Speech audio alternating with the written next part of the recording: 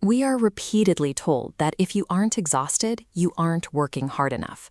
The assumption is that the only way to reach your goals is to grit your teeth, lean into the wind, and take the pain. But look at the character right here in the center of this illustration. They are putting in the hours. They are showing up. Yet they are just standing there, completely stuck, wondering why all that heavy lifting isn't actually translating into momentum. Look at what's happening just to their left. This is the default setting most people operate on. Notice the tiny figure crushed under the sheer weight of that massive, slanted red arrow over the black hole. If life is a game, this player is stuck on hard mode.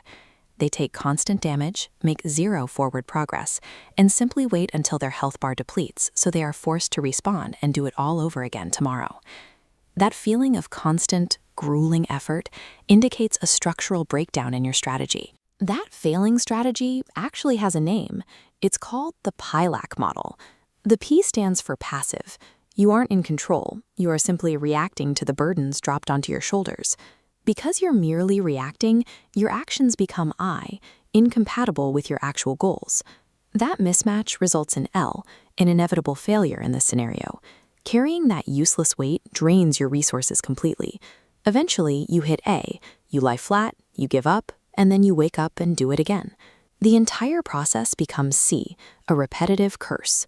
The modern urge to lie flat represents the logical endpoint of this cycle. The system has finally drained every resource available to it, leaving the individual with no choice but to stop. When someone completely burns out, we often blame their individual work ethic. However, the system itself locked them into place. Burnout is a predictable symptom of running a program engineered to exhaust the user. Without changing the operating mechanics, burning out becomes the inevitable outcome of the sequence. You cannot brute force your way out of a broken system. Now look at the right side of our diagram, the CCDPC model. Here, the player utilizes a mechanical spring to move straight upward inside the red arrow. By utilizing mechanical leverage, they bypass friction, propel themselves upward, and capture the flag at the top. The first half of this strategy is CC, compass and clarity. Before taking a single step on the ground, you take a God's perspective. You zoom out to establish a high-level view of the entire map. Next comes DP, deduction and perception. You run an active scan of your environment. You read the terrain, identify the optimal route, and filter out the dead ends, so you only spend energy on the exact steps required to move forward. Finally, the C stands for change. Armed with a clear map and sharp perception, you adapt instantly.